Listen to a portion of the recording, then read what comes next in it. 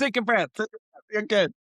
So, welcome back to the 1760 sessions where we talk to founders building systems and impact. I'm Harry Thornberry from 1760 Strategic AI, and today I'm joined by the fabulous Holly Lasky, founder of Aligned Optimum Vitality Coaching, AOVC. Holly is a master hypnotherapist, professional certified coach, and former professional concert pianist who now helps executives, entrepreneurs, and creatives transform their lives using 30 different modalities. What fascinates me most about Holly is that she coaches both the conscious and the unconscious mind. She started her journey as a professional musician before pivoting into coaching after experiencing life-changing results herself. It's a bit of a wordy intro, but thank you very much for being here, Holly. Thank you so much. It's a pleasure to be here. Did I miss anything in that introduction? Well, yeah, I still do music professionally. I just Okay. am able to pick my own projects that I'm doing, and which I think I enjoy that a whole lot more these days.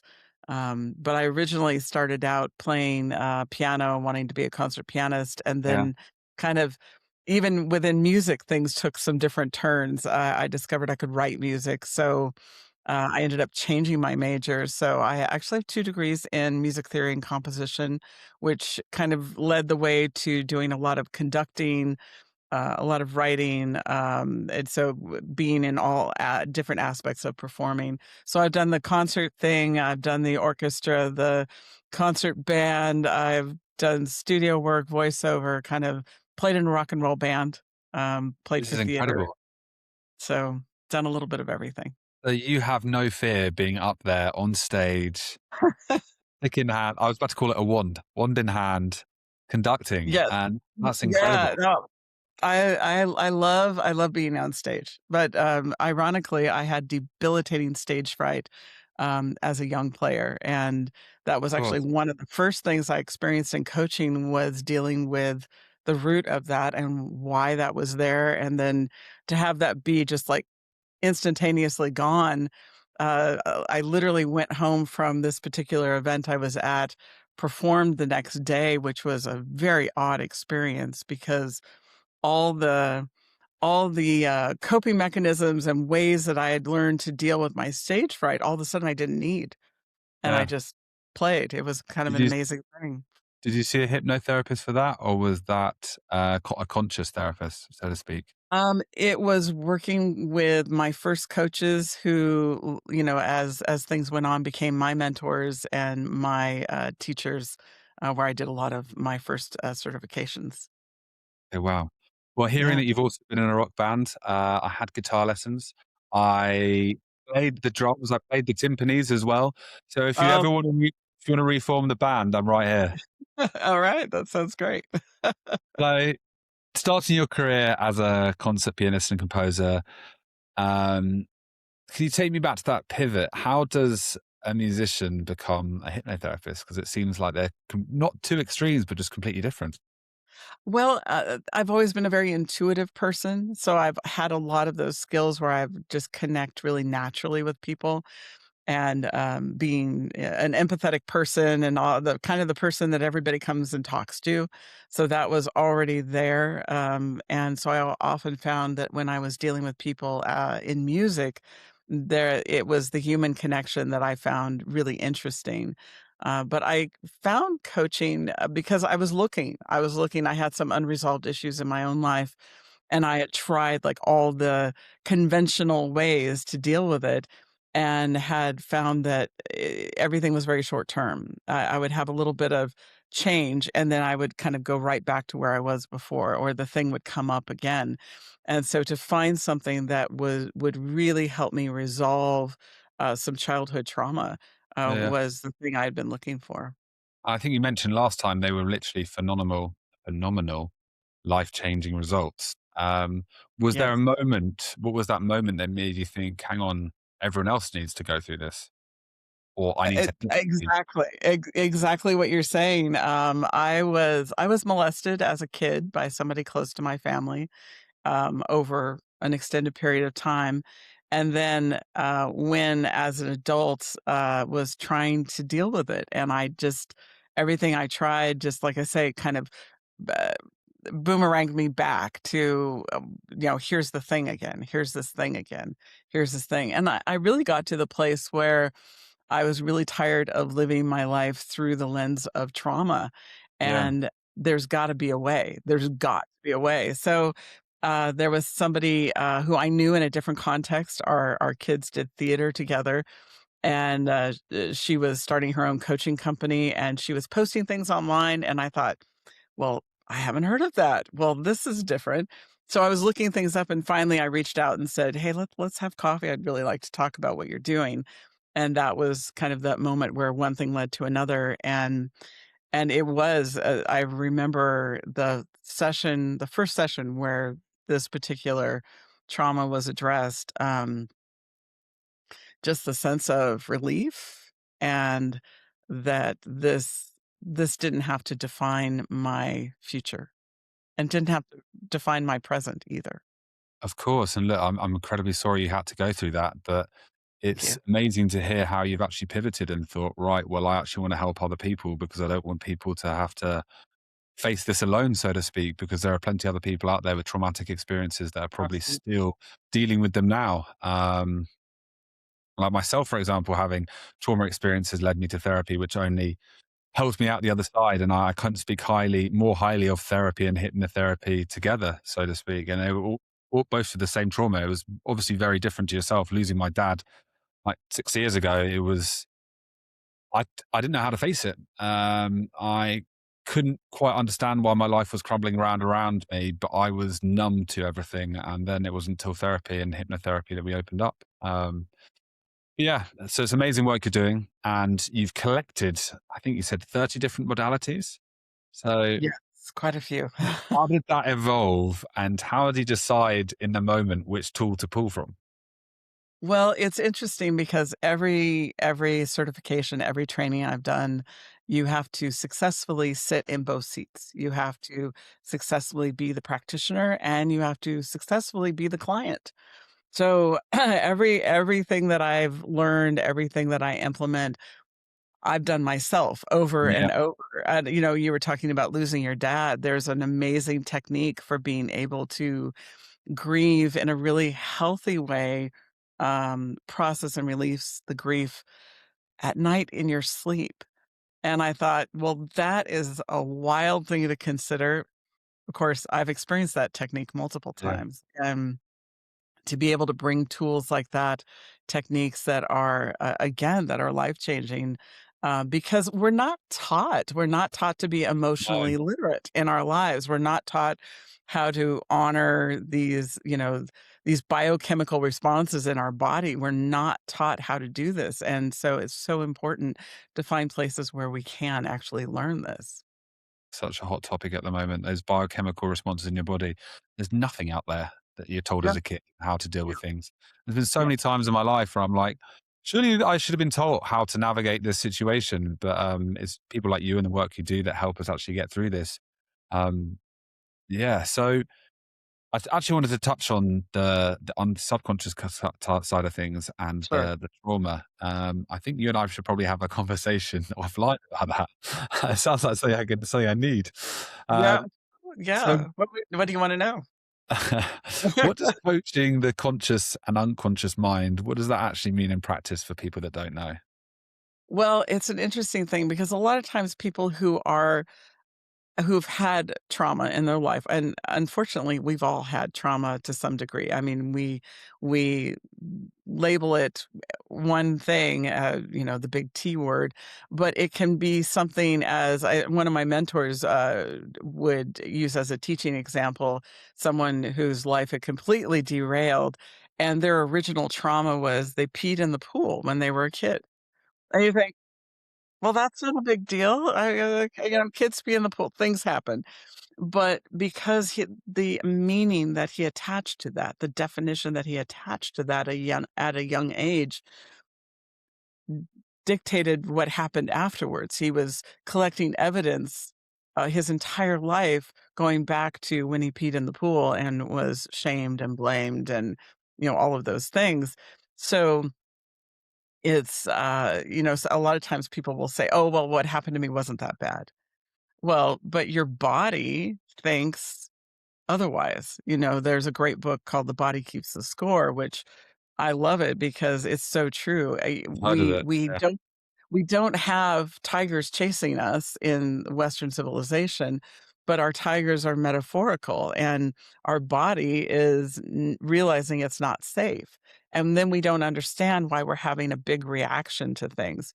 So the thing that really changed my life was understanding emotions are information, and it isn't about having a bad emotion and a good emotion.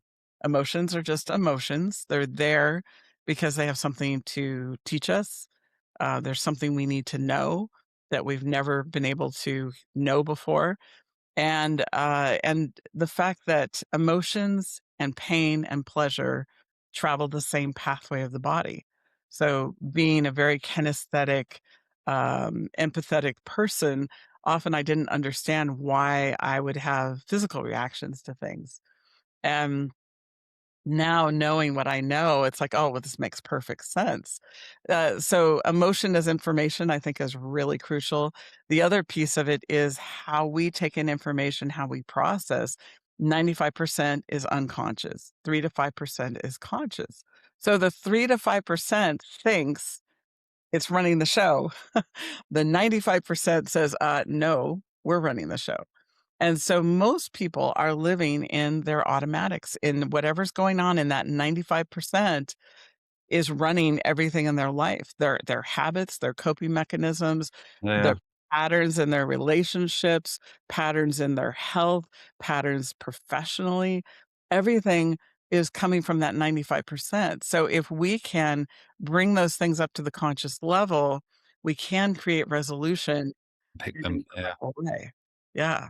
So here's a question for you. If Wow. someone is facing, say, could be social anxiety, stress from a traumatic incident, but they don't know what that traumatic incident was, how would you unravel and unpick that? Now, I love what you asked, because to release and resolve trauma, you do not have to consciously remember it. Okay. Yeah. So the questions to ask someone when they think about, you think about, okay, social anxiety, for instance. What happens? Where do you feel it in your body? What's the last thing that happens before this happens? You find out what the triggers are.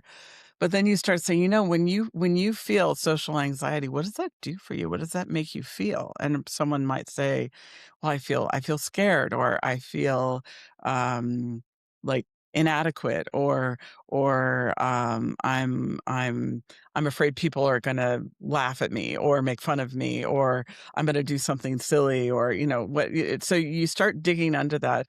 What are the negative thoughts? What are the negative emotions? So you dig down really, really deep as that person will allow you to go, and then you ask the question, "When was the first time you felt that way?" And that's how you get to that point of origin. And if they say, usually sometimes, it can go either way. It can be a very conscious memory, it can be something that happened that they remember, or it can be, I don't know, just I think it happened when I was really young, and then you can actually talk straight to the unconscious mind and say, "If you were to know, how old are you? What's the first number that pops into your mind now?" And they'll say, "Oh, 4." And they'll say, "I don't know why I said 4." It's like, That's "Okay, crazy. it's alright." So now we have the point of origin. So you build the information, you find out the negative thoughts and emotions, you find out the point of origin when you were 4 years old, and whatever happened. What did you need that you didn't get?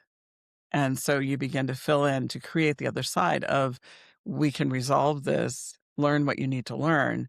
And now going forward, what do you know about yourself? It's like doing a root canal in a sense, Then but it's not as painful as a root canal, because you don't have to remember it consciously.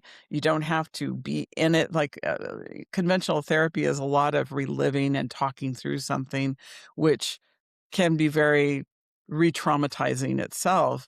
And so you don't have to talk about it in that way. I have somebody who I'm about to work with and who's been a little reticent, and I said to this person, I said, "You don't have to tell me anything. You don't have to tell me about what happened. You just have to tell me what you thought about it and what you feel about it."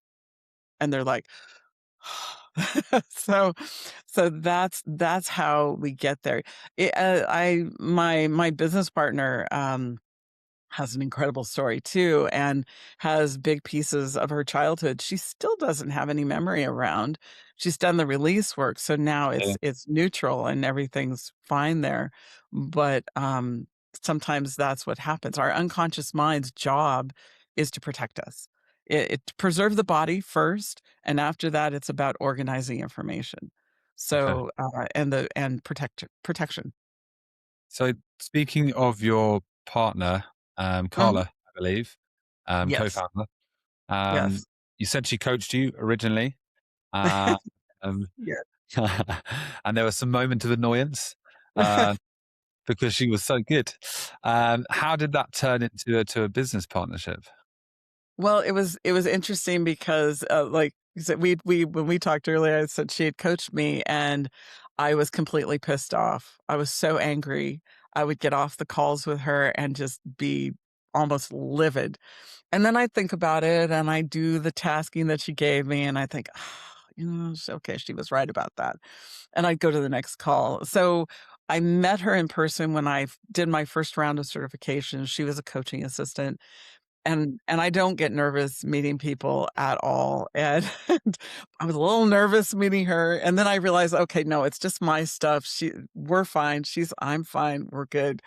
And we just had this connection, and then we began, working together as coaching assistants at trainings and events, and we just had this kind of natural rhythm together, and even to we'd be in the kitchen doing cooking and doing and it just there was this rhythm of we didn't have to say a word, we were just doing what we were doing, and other people kind of commented or noticed it, and we just realized there was something there, and, very different people from very different places, but Yeah, yeah, when we're together, people ask us if we're sisters. We look nothing alike, but we have a very similar energy. that's a real um, connect. we said, "Well, let's do a project, let's do it," and we landed our first corporate client in the first 3 weeks. So what clicked that made you get the corporate client, do you think? It was, the CEO of that company was a client of mine, and Okay. I had already, been working with her and, helped her with some very life-changing things, and then I had taken her least productive team member and worked with her and made her the most productive team member. And then as we sat down with this person to talk to them about their expertise, as we were forming our company, and we really wanted her input, she said, I said, "What are we missing?" And she goes, "Well, I already know what you're missing."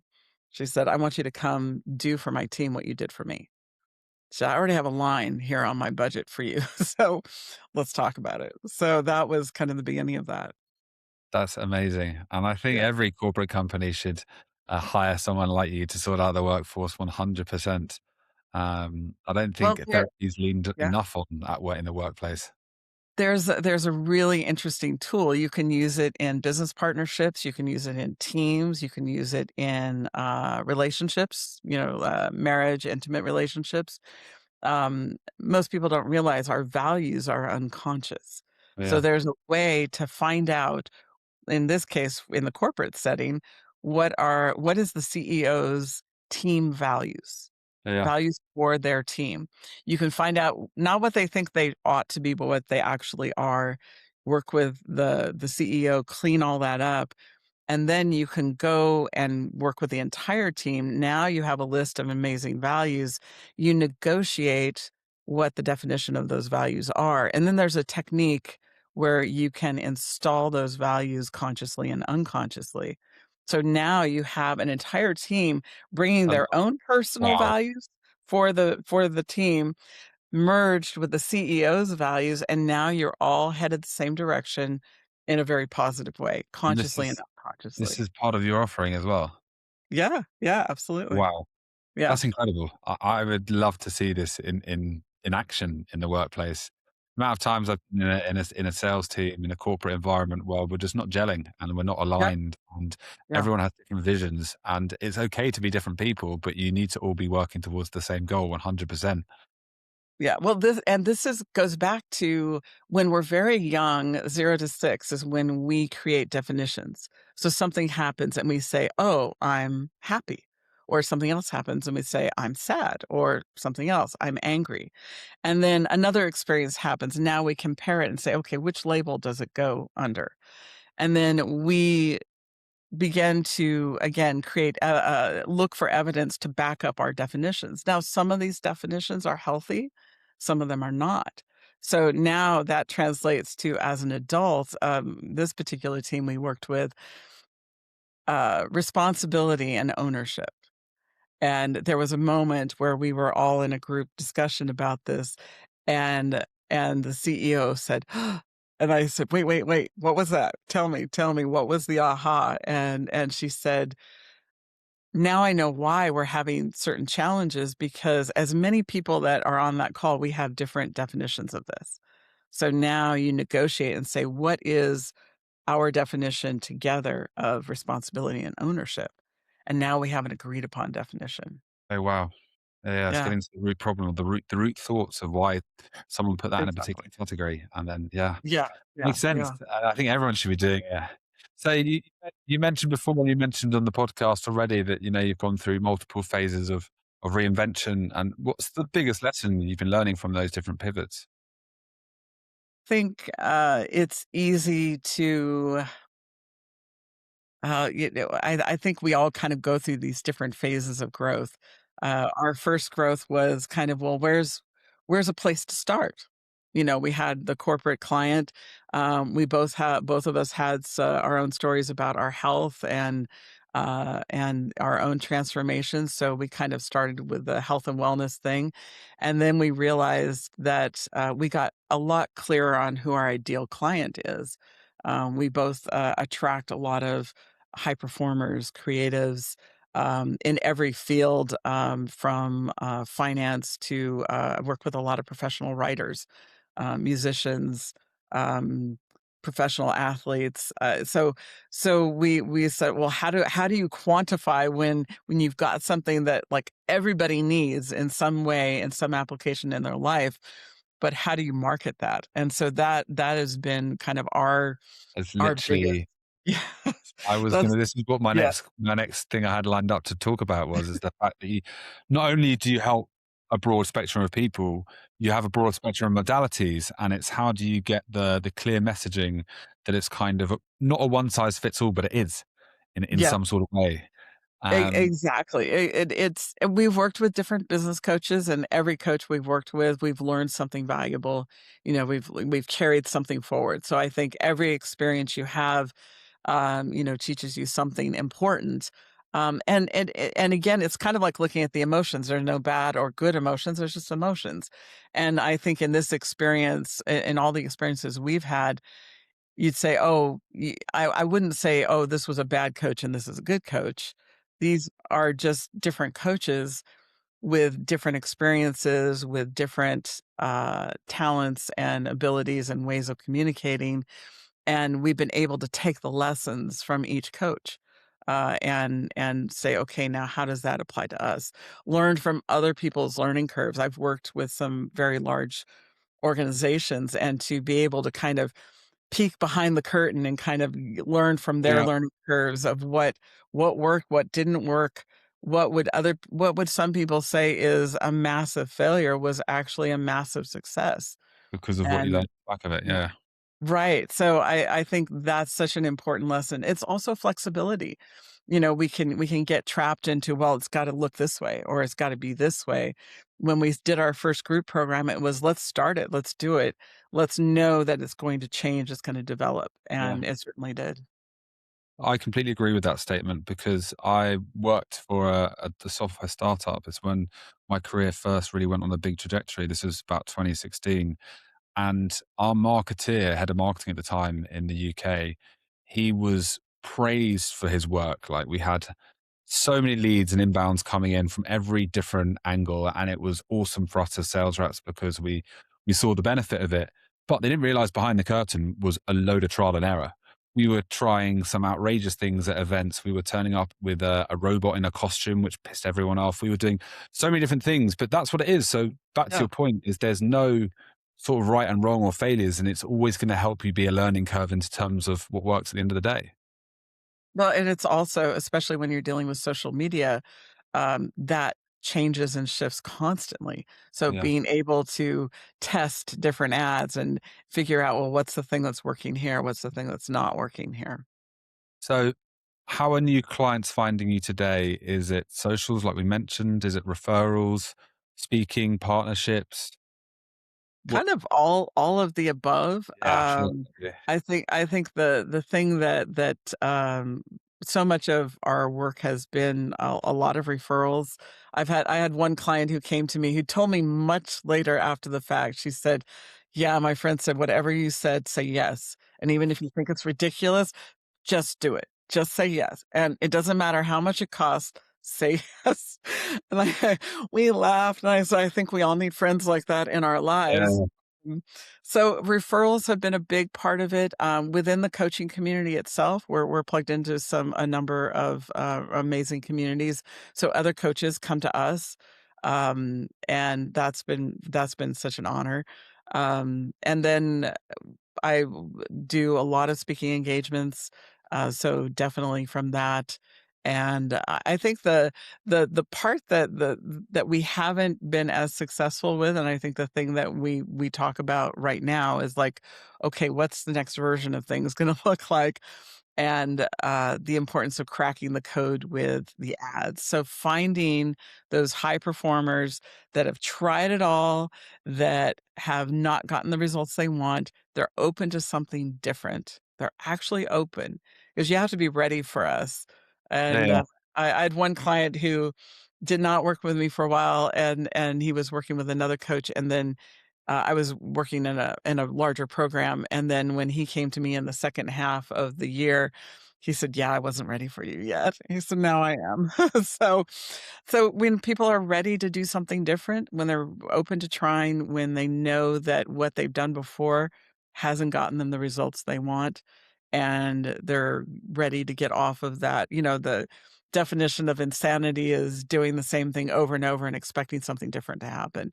So when people are ready to stop that and stop the insanity and actually make a different step, that's who we're looking for.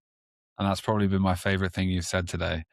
When people are ready for us, and it's the way you said it with such confidence and valor. It's like you are going to go on a change, and we are going to unearth something. I like the way it came across. Then, so are you using everything that we've just been talking about how you're different and how you want to target these certain specific people? Have you been creating content that goes into that you post on social media, or I do post. I think, my personal life kind of took a left turn, within these last couple of years, which has, that's been another thing to navigate. yeah, My husband had, 2 very severe strokes 2 years ago, and he's in a very long-term recovery. So right when we were planning to scale and do all these amazing things, kind of things sort of leveled out, and so we were able to take care of our current clients. We have taken on clients since, but now we're in that place of it's time to reimagine what we're doing and go, and take the next steps for us. Um, I I would say that a lot of people find us through social media, but also the referrals, and definitely, I think we'll try to crack the ad thing again. I heard my computer cut off. I think it's because of my internet. Oh no, oh, I lost you there for a second. I lost you too. Are you back? I'm still here. Are you there? I can Okay, great. I can Yeah, edit I'm here. this this snippet out. You said what's next, and you're looking to. I can't remember. You said something at the end and it cut off. In terms of what you're Well, utilizing. what okay, so definitely what's next is kind of the different the next version of our company. We're looking to do some live events because we really like that dynamic, which I think would be really exciting. We're both writing books right now. And we're doing speaking engagements to begin to well, to continue to grow our audience and grow kind of the know, like, and trust, so people know a little bit more about what we're Yeah. doing. I'm going to be offering a free workshop in a couple of weeks to give a chance for people to have an experience and for themselves, kind of dip their toe in the water, and then if they want to talk more about other things, we can. Is this going to be in person or virtual? It will be virtual. It will be virtual. Yeah. Okay. So Please I'll include in me. fact, that's the next thing I'm advertising on, and promoting on my Instagram will be that workshop, and anybody who's interested can also message me on Instagram and say, "Hey, I wanna do the workshop," and we'll get that all in motion. I might have to drop you a message. I feel. Um, so to close off with, I've really enjoyed this conversation. I think what you're offering is fantastic, and it's amazing to hear about the journey you've gone on. Um, the many different changes, the reinventions, but it's all forward thinking, and I have no doubt that what you're offering is only going to grow and grow and grow. Um, so I wanted to leave you with one last question. Sure. Um, with unlimited resources, what's the next big product or channel you'd launch? Change the world. Yeah. Uh, in the broadest sense, I love what I do. I'm so passionate about it because So to help people take that next best step, to help them really transform their lives in sustainable, permanent ways, and to be able to do it quickly. We I think often we're so hard on ourselves, we don't understand where the things that are hindering us are coming from. But once we know what that is, we can actually resolve it. So next big steps, books, live events for sure. I would love to be doing multiple groups, because that's the other piece that we're really working on, because we want to deliver at a very high level to all of our clients, under promise, over deliver. What we do is very intimate work. So even in a group setting, we want to keep the groups at a certain size. So to be able to do multiple groups to keep that quality really, really high for people. The group dynamic is so cool because there are things that happen in a group that you don't get in the one-on-one, and there are things that happen in the one-on-one that you might not necessarily go as deep in the group. So they're components that work together. amazing. And I look forward to seeing you launch all of them. And I'm excited to watch you grow. Ollie, thank you very much for joining. I've really appreciated your time. And I will leave all information about Holly at the bottom in the description so anyone can click and go check out what Holly's about and go join that workshop. Thank Great. you very much. Thank you, Harry. Bye bye. Oh, there you go.